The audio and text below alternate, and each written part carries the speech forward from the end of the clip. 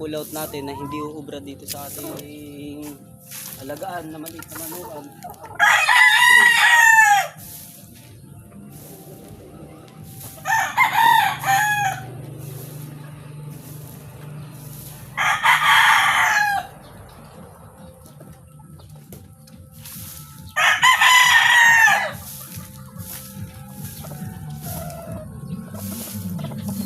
Ito mga brother, ito ang naging diferensya ng ating pawanayon na napabayaan. Sayang naman.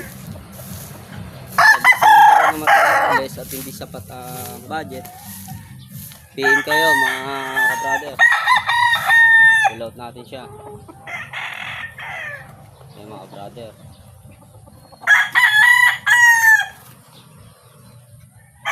Quality mga brother, oh.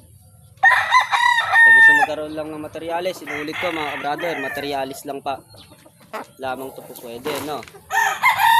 Kasi hindi siya maganda kung isasabak pa natin sa exam kasi nga sa diferensya ng kanyang paa mga brother. Ayan, kita naman, di ba?